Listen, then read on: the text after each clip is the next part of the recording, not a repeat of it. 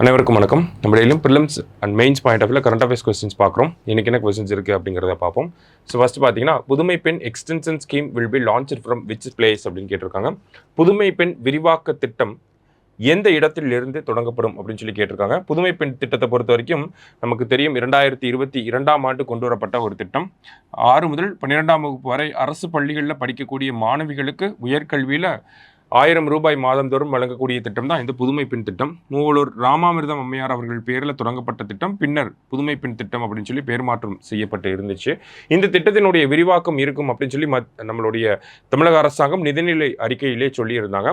அதன்படி இந்த திட்டம் விரிவாக்கம் செய்யப்பட்டிருக்கு. இந்த விரிவாக்கத்தை தூத்துக்குடியில் வச்சு நம்மளுடைய முதல்வர் தொடங்கி வைக்கிறார். என்ன விரிவாக்கம் அப்படின்னு பார்த்தோம்னா, 6 முதல் 12ஆம் வகுப்பு வரை அரசு உதவி பெறும் பள்ளிகளில் தமிழ் வழியில் படித்த மாணவிகளுக்கு இந்த ஒரு விரிவாக்கம் செல்லுபடியாகும் அப்படிங்கிறத சொல்லியிருக்காங்க. சரியா? ஸோ கவர்மெண்ட் எய்டட் இன்ஸ்டிடியூஷன்ஸில் தமிழ் வழியில் படித்தாங்க அப்படின்னா அவங்களுமே இனிமேல் எலிஜிபிளாக இருப்பாங்க. 6 முதல் 12ஆம் வகுப்பு வரைக்கும் அந்த மாதிரி படிச்சிருக்கணும். சரிங்களா?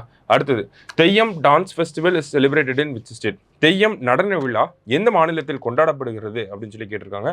ஸோ எந்த மாநிலம் அப்படின்னு பார்த்தோம்னா, கேரளாவில் தான் இந்த தெய்யம் அப்படிங்கிற நடன விழா கொண்டாடப்படுகிறது. சரிங்களா? அடுத்ததாக பார்த்தோம் அப்படின்னா, பாரம்பரியம் சார்ந்த 2 கேள்விகள். இரண்டாவது கேள்வி என்ன இருக்குது அப்படின்னு பார்த்தோன்னா, Kambala traditional festival belongs to which state அப்படின்னு கேட்டிருக்காங்க. கம்பாலா பாரம்பரிய விழா எந்த மாநிலத்தை சேர்ந்தது? இந்த மாட்டு வண்டியில் ஒரு ரேஸ் மாதிரி நடத்துவாங்க, அதான் கம்பாலா அப்படின்னு சொல்லுவாங்க. ஸோ அது எந்த மாநிலம் அப்படின்னு பார்த்தோன்னா, கர்நாடகா மாநிலத்துக்கு சொந்தமான ஒரு பாரம்பரிய விளையாட்டு. சரிங்களா? அடுத்தது, national maritime heritage complex is being set up in அப்படின்னு கேட்டிருக்காங்க. தேசிய கடல்சார் பாரம்பரிய வளாகம் எங்கு அமைக்கப்படுகிறது அப்படின்னு பார்த்தோம்னா, நமக்கு லோத்தல் நகரத்தில் அமைக்கப்பட்டு இருக்கு.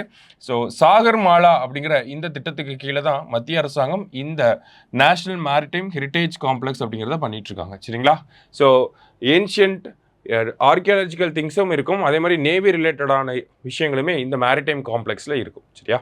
கடைசியாக பார்த்தோம் அப்படின்னா, நமக்கு which place in Tamil Nadu received maximum rainfall during north east monsoon அப்படின்னு கேட்டிருக்காங்க. வடகிழக்கு பருவமழை காலத்தில் தமிழ்நாட்டில் எந்த இடத்தில் அதிக மழை பெய்தது அப்படின்னு சொல்லி கேட்டிருக்காங்க. கிட்டத்தட்ட 1187 கிட்ட மில்லிமீட்டர் கிட்ட மழை பொழிவை பதிவு பண்ண நாகப்பட்டினம் அப்படிங்கிறது தான் இந்த மான்சூன் சீசனில் அதிக மழை பொழிவை பெற்ற ஒரு இடமாக இருக்குது.